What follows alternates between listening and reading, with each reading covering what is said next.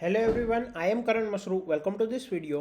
और इस वीडियो में हम देखने वाले हैं कुछ common errors and their probable reasons. So basically जब भी आप किसी प्रॉब्लम का सॉल्यूशन कोड लिखते हो एंड उस कोड को कंपाइल करके रन करने चाहते हो तो उस प्रोसेस में आप कुछ एरर्स एनकाउंटर कर सकते हो। ठीक है, उसमें से जो मोस्ट फ्रीक्वेंटली अकरिंग एरर्स है और उनके जो प्रोबेबल रीजंस है वो आज हम इस वीडियो में देखने वाले हैं। हम जो एरर्स और रीजंस डिस्कस करने वाले हैं इसके अलावा भी एरर्स है एंड कुछ रीजंस भी एक्स्ट्रा है। बट हम इस वीडियो में जो मोस्ट कॉमनली अकरिंग एरर्स है एंड उनके जो मोस्ट प्रोबेबल रीजंस है वो देखने वाले हैं।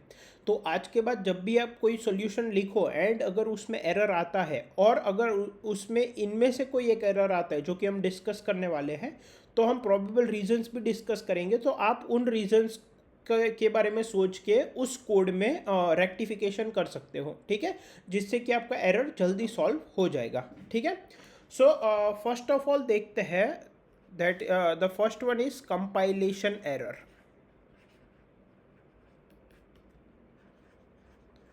अब कंपाइलेशन एरर का मतलब क्या है कि आपका कोड कंपाइल ही नहीं हुआ, जब आप कंपाइल करने गए तभी उसने एरर दे दिया। अब ऐसा क्यों होता है? ऐसा यूजुअली होता है जब आप सिंटैक्स एरर करते हो। ठीक है, when you do a syntax error का मतलब क्या कि प्रोग्रामिंग लैंग्वेज के कुछ रूल्स थे, आपने उस रूल्स को ब्रेक करके कोई कोड लिखा है, आपने रूल्स को फॉलो नहीं किया है, तो वो कंपाइल ही नहीं होगा। ठीक है, एग्जांपल देखते हैं। सो फॉर एग्जांपल अगर मैं यहाँ पे दो वेरिएबल्स डिक्लेयर करता हूँ इंट ए एंड बी। ठीक है, अब after declaring A and B के बाद सेमीकॉलन आना चाहिए सी प्लस प्लस में, लेकिन मान लो मैं सेमीकॉलन नहीं डालता। ठीक है, और मैं इस प्रोग्राम को सेव कर लेता हूँ। तो पहली बात तो आप यहाँ पे देख सकते हो errors.cpp जो है वो एक रेड शेड में दिख रहा है और यहाँ पे भी मुझे एक रेड मार्क दिख रहा है। अगर मैं इस पे होवर करूँगा तो ये कह रहा है एक्सपेक्टेड सेमीकॉलन। ठीक है, अब क्योंकि मैं VS कोड यूज़ कर रहा हूँ तो it is smart enough, intelligent enough to tell me this things. But आप जब ऑनलाइन एडिटर्स यूज़ करोगे तो उसमें ये पता नहीं चलता। जब आप ऑनलाइन टेस्ट दे रहे हो किसी कंपनी की या कंपटीशन में पार्टिसिपेट करते हो तब आपको ये चीज़ें नहीं बताई जाती। ठीक है, तो अगर मैं इसको कंपाइल करने जाऊँगा तो ये कंपाइल ही नहीं होगा। ठीक है, सो फॉर एग्जाम्पल अगर मैं यहाँ पे इसको कंपाइल करने जाता हूँ तो ये कहता है कि error expected semicolon at the end of declaration. अब जब भी आपको कंपाइलेशन एरर मिलता है तो ये आपको एक लाइन नंबर और क्या एरर है वो भी बता देता है। तो लाइन नंबर 5 पे एरर है। एरर क्या है? एक्सपेक्टेड सेमीकॉलन है जो कि नहीं है, और यहाँ पे इंट ए बी के बाद ग्रीन मार्क भी दिखाया है कि इसके बाद सेमीकॉलन एक्सपेक्टेड है। ठीक है, so this is compilation error. अगर एक और एग्जांपल देखें तो लेट्स से मैं यहाँ पे एक सी का एरे लेता हूँ 100 साइज का एंड इसका जो क्लोजिंग स्क्वायर ब्रैकेट है इसकी जगह सर्कुलर ब्रैकेट ऐड कर देता हूँ। तो इसने तो रेड मार्क दे दिया मुझे VS कोड ने, तो ये तो एरर ऑलरेडी हमें बता रहा है। ठीक है, बट इसको कंपाइल करते हैं, देखते हैं क्या होता है। तो यहाँ पे देखो हमें मल्टीपल एरर्स दिए हैं but all are at the same line, that is line number 6। ठीक है, तो पहला एरर क्या दिखा रहा है कि expected square closing bracket at line 6। Okay, दूसरा क्या है कि ये जो ओपनिंग ब्रैकेट है स्क्वायर उसका क्लोजिंग ब्रैकेट मुझे चाहिए। एंड तीसरा क्या है कि ये जो सर्कुलर ब्रैकेट है बिफोर सेमीकोलन ये एक्स्ट्रानियस है, मतलब ये एक्स्ट्रा है। ठीक है, तो बेसिकली यहाँ पे ये डिनोट कर रहा है कि यहाँ पे सर्कुलर नहीं स्क्वायर ब्रैकेट आएगा। और जैसे ही मैं इसको करके सेव करूँगा सारे रेड मार्क्स चले जाएंगे। एंड अब अगर मैं इसको कंपाइल करता हूँ तो ये सक्सेसफुली कंपाइल हो जाएगा और errors.out फाइल जनरेट हो जाएगी। So these are compilation errors which do not let you compile only your code. ठीक है, now let's move on to the next type of errors. So next type of errors which we are going to study are run time errors. अब run time errors क्या होता है? Run time error का मतलब ये है कि आपका कोड कंपाइल हो गया सक्सेसफुली, फिर आपने जब उसको रन किया, जब एग्जीक्यूट किया, तब ड्यूरिंग रन टाइम आपको ये एरर्स मिले। ठीक है, so I can write compiled successfully, error throne,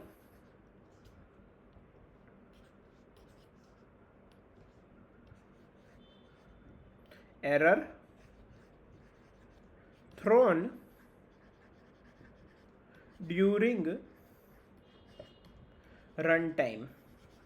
ठीक है, जब रन हुआ, जब एग्जीक्यूट हुआ तब रन टाइम एरर आया। अब इसमें आपके मल्टीपल कैटेगरी हो सकते हैं, मल्टीपल अलग अलग तरीके के, हम दो तरीके के रन टाइम एरर देखने वाले हैं।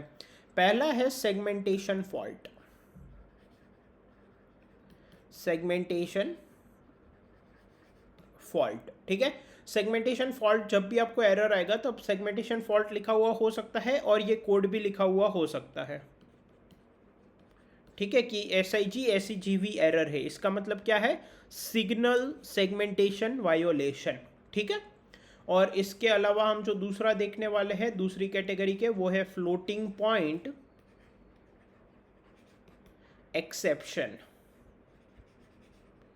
ठीक है। और आपको जब ये एरर आएगा तब SIGFPE ऐसा लिखा हुआ हो सकता है, मतलब कि सिग्नल फ्लोटिंग पॉइंट एक्सेप्शन, ठीक है। सेगमेंटेशन फॉल्ट क्यों अकर करता है, इसका प्रोबेबल रीजन क्या है? जब आप ऐसी मेमोरी एक्सेस करते हो जो कि अलाउड नहीं है, then it gives you segmentation fault, okay. When you try to access a memory location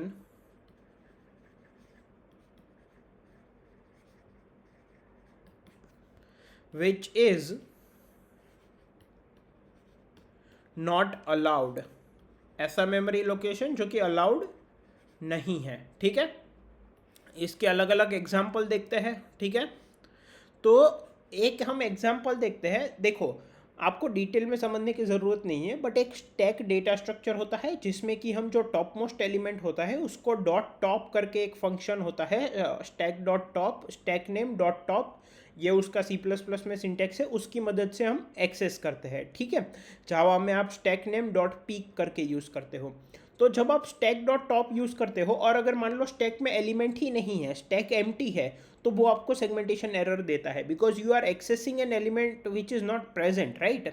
so I will write s dot top where s is the stack when s is empty। अगर आपका stack empty है और फिर भी आप s dot top करते हो तो ये आपको सेगमेंटेशन एरर देगा, क्योंकि आप मेमोरी एक्सेस कर रहे हो जो कि है नहीं, ठीक है। So let's write it.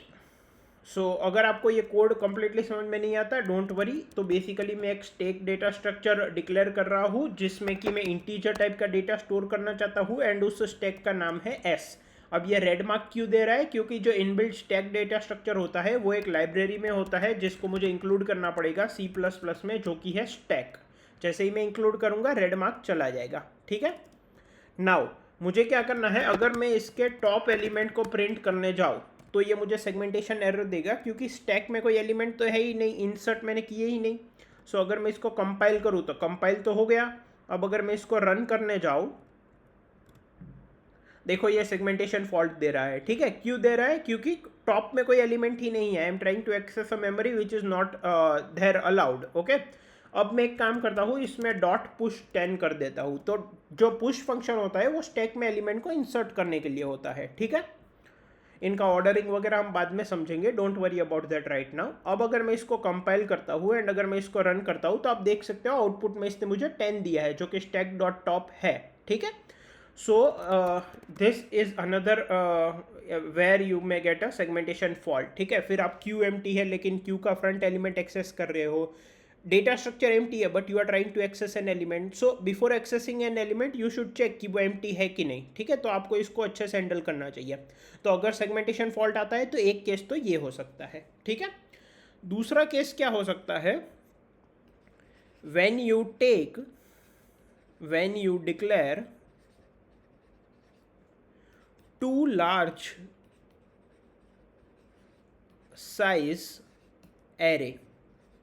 जब आप बहुत बड़ी साइज का एरे डिक्लेयर करते हो तब भी ये आपको दे सकता है, क्योंकि एक पर्टिकुलर मेमोरी से ज़्यादा कॉन्टिन्यूस मेमोरी आप एरे के थ्रू डिक्लेयर नहीं कर सकते, ठीक है।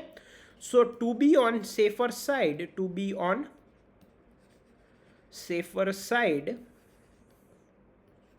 Do not declare an array of size greater than 10 की पावर 6, ठीक है, इससे बड़ी साइज का एरे मत डिक्लेयर करिए। इसका भी एग्जांपल ले लेते हैं। तो फॉर एग्जांपल अगर मैं एक एरे ले लेता हूँ int a ऑफ 10⁶, ठीक है, तो मैंने 10⁶ साइज का एरे ले लिया।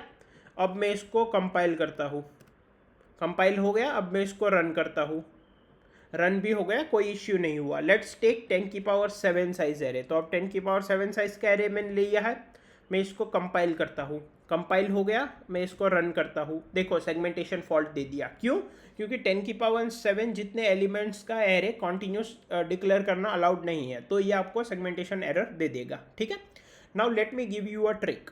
द ट्रिक इज कि समटाइम्स जब आपको 10⁶ से थोड़ी बड़ी साइज का एरे लेना पड़ सकता है, ठीक है, आइडियली क्वेश्चन इसी तरह से क्रिएट किए गए होंगे कि आपको 10⁶ से बड़ा एरे नहीं लेना पड़ेगा, बट लेट से थोड़ा सा बड़ा रिक्वायर्ड हुआ एंड आप डिक्लेयर कर रहे हो एंड वो वर्क नहीं कर रहा, ठीक है, आपको सेगमेंटेशन एरर दे रहा है और आपको लग रहा है कि there is no other way, आपको इतना बड़ा साइज का एरे डिक्लेयर करना ही पड़ेगा, ठीक है, और ऐसा 10⁶ से थोड़ा ही बड़ा होगा, ऐसा नहीं कि 10⁹ हो जाएगा, ठीक है। तब what you can do is you can make it global. तो ये जो है मेन फंक्शन के अंदर अगर मैं इसको ग्लोबल बना देता हूँ, अब ये 10�7 साइज का है, अब मैं इसको कंपाइल करता हूँ एंड इसको रन करता हूँ, देखो इसने सेगमेंटेशन एरर नहीं दिया। तो कभी कभार जब सेगमेंटेशन एरर आ रहा है और आपका एरे जो है वो 10⁶ से थोड़ा सा बड़ा है या मल्टीपल 10⁶ के एरेज है, तो आप उनको ग्लोबली डिक्लेयर कर दो तो आपका वर्क हो जाएगा। बट ऐसा नहीं कि कितनी भी साइज का डिक्लेयर कर दो, यहाँ पे भी एक पॉइंट ऑफ टाइम के बाद आपको एरर आने लगेंगे, ठीक है, बट लोकल से थोड़ा सा आपका कैपेसिटी यहाँ पे बढ़ जाता है before it starts giving you error, ठीक है। ओके, बट आइडियली क्वेश्चंस इस तरह से फॉर्म होंगे कि आपको 10⁶ से बड़ी साइज का एरे नहीं डिक्लेयर करना पड़ेगा। Okay, now what is another thing? Another is infinite recursion. Again, if you don't understand recursion, don't worry, but I'll just cover it here so that it's a case of segmentation fault. Basically एक stack data structure होता है और जब भी हम recursion करते हैं, recursion क्या होता है? When a function calls itself. हम बहुत अच्छे से डिटेल में देखेंगे, don't worry right now, but just to cover it up. Recursion होता है जब एक फंक्शन खुद को कॉल करता है। तो जब एक फंक्शन खुद को कॉल करता है तो उसके रिस्पेक्ट में कॉल स्टैक मेंटेन हो जाता है, ठीक है। तो इसमें जो फंक्शन रिकर्सिवली कॉल होते हैं उनकी इंफॉर्मेशन मेंटेन होने लगती है, ठीक है। तो क्या होता है कि अगर इनफाइनाइट रिकर्शन है, मतलब एक फंक्शन अपने आप को कॉल किए ही जा रहा है, किए ही जा रहा है, किए ही जा रहा है, तो ये कॉल स्टैक भी एक मेमोरी है, ठीक है। तो ये स्टैक ओवरफ्लो हो जाता है, ठीक है, ये स्टैक ओवरफ्लो हो जाता है, which is a special case of buffer overflow, special case of buffer overflow, ठीक है। और हम ऐसी मेमोरी एक्सेस कर लेते हैं, मतलब कि ये स्टैक ओवरफ्लो हो जाता है तो जितनी अलाउड मेमोरी होती है उसके बाहर हम एक्सेस करने चले जाते हैं, जिस वजह से वो सेगमेंटेशन फॉल्ट दे देता है, ठीक है।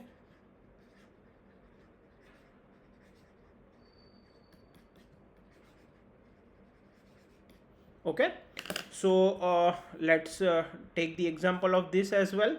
सो अगर मैं एक फंक्शन को कॉल करता हूँ fun from the main function, ठीक है, और उस फंक्शन की डेफिनेशन क्या है? मान लो वो है एक वॉइड टाइप का फंक्शन और उस फंक्शन में मैं उस फंक्शन को वापस कॉल कर रहा हूँ रिकर्सिवली, ठीक है। देयर इज नो कंडीशन, ये स्टॉप कभी भी नहीं होगा, ठीक है। तो ये जब मैं मेन फंक्शन में से इस फंक्शन को कॉल करूंगा तो ये फंक्शन खुद को कॉल करता ही रहेगा, करता ही रहेगा। तो एक पॉइंट ऑफ टाइम पे हमारा स्टैक ओवरफ्लो हो जाएगा और हमें एरर आ जाएगा। तो ये मैंने कंपाइल कर दिया और रन किया तो हमें सेगमेंटेशन फॉल्ट आ गया, ठीक है। इस वजह से हमें क्या होता है कि जो रिकर्शन होता है उसमें बेस केस ऐड करना पड़ता है, जिससे कि वो इनफाइनाइट रिकर्शन में नहीं जाता, एक सर्टेन नंबर ऑफ रिकर्शन के बाद स्टॉप हो जाता है, ठीक है। डोंट वरी, हम ये रिकर्शन डिटेल में देखेंगे, बट ये इनफाइनाइट रिकर्शन के केस में सेगमेंटेशन फॉल्ट आता है, ये भी हमने देख लिया, ठीक है। another case of segmentation fault is when you try to access a index, मतलब अगेन वही बात हो गई, try to access a memory which is not allowed, try to access an index which is out of bounds.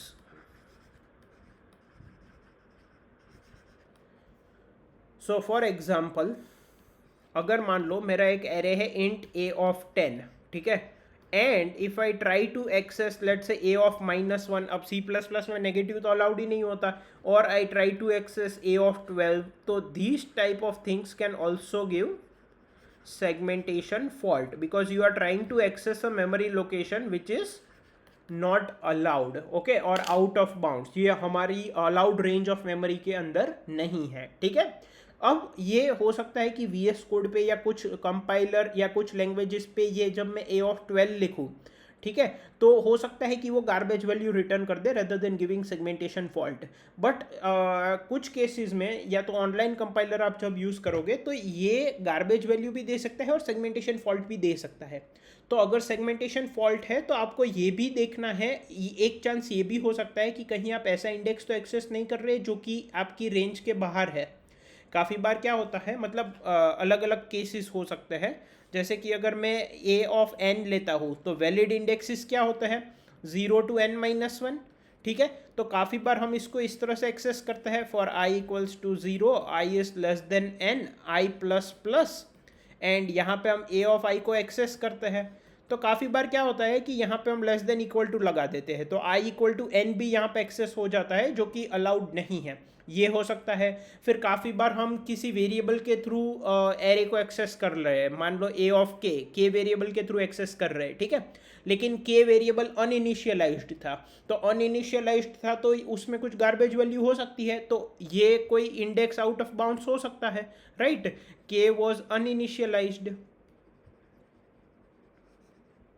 तो k में कोई garbage value हो सकती है और वो गार्बेज वैल्यू जो है वो आउट ऑफ बाउंड हो सकती है, तो कोई ऐसा इंडेक्स एक्सेस हो जाएगा जो कि अलाउड नहीं है। Are you getting my point? So this में also cause a segmentation fault. तो अगर सेगमेंटेशन फॉल्ट आता है तो आपको ये एक तो इंडेक्सिंग वगैरह देखनी है, दूसरा देखना है कि कहीं आप इनफाइनाइट रिकर्शन वगैरह में तो नहीं जा रहे, तीसरा आपको देखना है कि एरे की साइज आपने लिमिट में डिक्लेयर की है कि नहीं, चौथा आप डेटा स्ट्रक्चर में ऐसा एलिमेंट एक्सेस करने जा रहे हो जो कि डेटा स्ट्रक्चर एम्प्टी है, लाइक s.top और q.front, ठीक है, इस तरह से। तो ये कुछ केसेस हो सकते हैं सेगमेंटेशन फॉल्ट के, मतलब you are trying to access a memory which is not allowed, ठीक है। अब देखते हैं फ्लोटिंग पॉइंट एक्सेप्शन।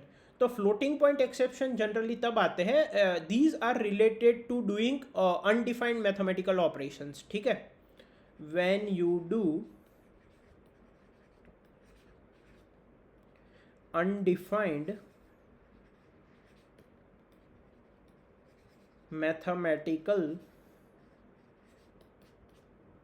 operation, ठीक है। तो इसका एग्जाम्पल क्या हो सकता है, divide by zero, divide by zero undefined है, तो अगर आप इंट a ले लेते हो मान लो 5 और इंट b ले लेते हो मान लो 0, और मैं प्रिंट करता हूँ a डिवाइड बाई b, तो ये आपको segmentation fault floating point exception दे सकता है, that is SIGFPE, signal floating point exception. अब ये VS कोड पे मैं रन करूँगा तो हो सकता है एरर ना दे, बिकॉज लैंग्वेज डिपेंडेंट और कंपाइलर डिपेंडेंट ये ऑप्टिमाइजेशन हो सकता है और इसको इंटरनली हैंडल किया हो, राइट, ताकि प्रोग्राम क्रैश ना करे। बट आप किसी ऑनलाइन कंपाइलर पे इसको ट्राई करोगे, a equal to 5 and b equal to 0 और ऐसे डिवाइड करोगे तो वो फ्लोटिंग पॉइंट एक्सेप्शन देगा, ठीक है, depending upon the language, okay. तो अगर फ्लोटिंग पॉइंट एक्सेप्शन आ रहा है तो आपको ये देखना है कि आपने जितने भी a डिवाइड बाई b या a मॉड्यूलो b इस तरह के ऑपरेशंस कर रहे हैं वहाँ पे b कहीं ना कहीं 0 तो नहीं हो रहा, ठीक है। तो this can be one of the undefined mathematical operation, ठीक है। There can be other also, you can go through the internet and read them, okay. So now let's discuss the last error, that is time limit exceeded, जो कि आप काफ़ी बार face करने वाले हो, ठीक है। इसको TLE भी बोला जाता है, टाइम लिमिट एक्सीडेड या TLE, ठीक है। ये कब आता है, देखो जब भी आप कोई DSA का प्रॉब्लम ऑनलाइन देखते हो और उसको सॉल्व करते हो तो इसमें एक टाइम लिमिट दी होती है, ठीक है।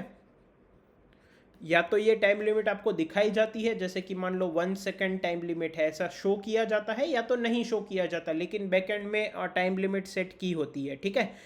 कुछ प्लेटफॉर्म्स आपको टाइम लिमिट बता देते हैं कि 1 सेकेंड का टाइम लिमिट है, कुछ प्लेटफॉर्म्स बोल देते हैं कि एक्सपेक्टेड कॉम्प्लेक्सिटी जो सोल्यूशन की है वो बिग ऑफ n होनी चाहिए, ठीक है।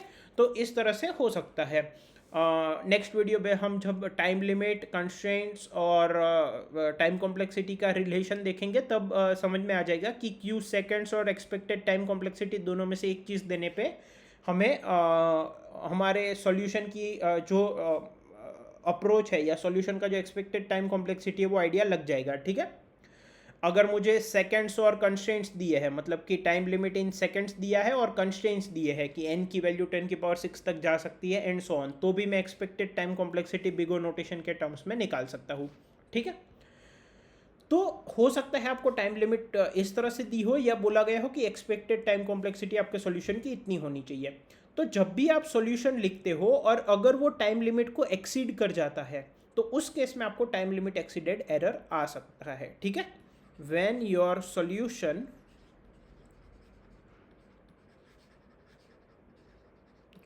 takes more time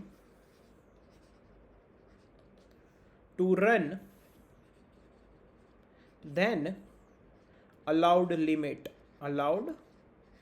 limit, ठीक है। मतलब आपका सॉल्यूशन जो है उसने 1 सेकंड से ज़्यादा ले लिया रन होने में, तो आपको ये टाइम लिमिट एक्सीडेड एरर देगा, ठीक है, ऑनलाइन कंपाइलर जो है वो, ठीक है।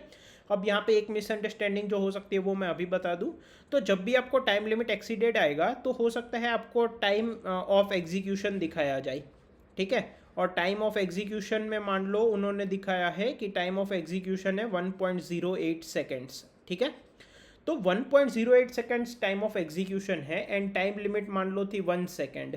तो इसका मतलब ये नहीं कि आपका जो सॉल्यूशन था उसने 0.08 सेकेंड्स ज़्यादा लिए है, ठीक है। इसका मतलब ये नहीं है कि आपके सॉल्यूशन ने 0.08 सेकेंड ज़्यादा लिए थे। हुआ क्या था, जब आपका सॉल्यूशन रन हो रहा था और जैसे ही उसने 1 सेकेंड को एक्सीड किया तो बैकएंड में ये चेक हुआ कि 1 सेकेंड से ज़्यादा हो गया है, तो उन्होंने टर्मिनेट कर दिया। और जब टर्मिनेट किया तो 1.08 सेकंड्स हुए थे, तो इसलिए टाइम ऑफ एग्जीक्यूशन 1.08 सेकंड्स बता रहा है। अगर वही कोड आप अपने लोकल मशीन पे रखते हैं जहाँ पे कोई टाइम लिमिट नहीं है, तो हो सकता है वो 1 आवर बाद भी एग्जीक्यूट होता, हो सकता है वो 1 दिन बाद भी एग्जीक्यूट होता, राइट। बट उतना वेट नहीं कर सकते to give time limit exceeded, right. मान लो आपने एल्गोरिदम लिखा जो 4 घंटे बाद रन होगा, राइट। सो ऑनलाइन प्लेटफॉर्म्स जैसे ही आप टाइम लिमिट एक्सीड करते हो वो टर्मिनेट हो जाते हैं और वो आपको हो सकता है टाइम ऑफ एग्जीक्यूशन ऐसा दिखाए, लेकिन इसका मतलब ये नहीं है कि आपके प्रोग्राम कंप्लीट रन हो गया है इतने टाइम में, ठीक है। Now what is the probable reason when you get time limit exceeded? आपका सॉल्यूशन एफिशिएंट इनफ नहीं है, आपको मोर एफिशिएंट अप्रोच के बारे में सोचना है, ठीक है। Reason is your solution is not efficient enough to run within the time limits. Okay, so think of a more efficient approach. Okay, so these were the some of the most commonly occurring errors and their probable reasons. तो अब आप जब भी कोई question solve कर रहे हो and आपको इनमें से कोई एरर एनकाउंटर होता है, तो मैंने जो प्रोबेबल रीजंस दिए हैं, अगर आप उनके बारे में सोच के आपके कोड को रेक्टिफाई करोगे, कोड में देखोगे कि क्या इनमें से कोई रीज़न है, तो हो सकता है कि आपको वो डिफेक्ट जो है आपके कोड में वो तुरंत ही मिल जाए एंड आप उसको तुरंत ही सॉल्व कर लो, ठीक है। आई होप आपको इस वीडियो में सब कुछ समझ में आया है। Thank you.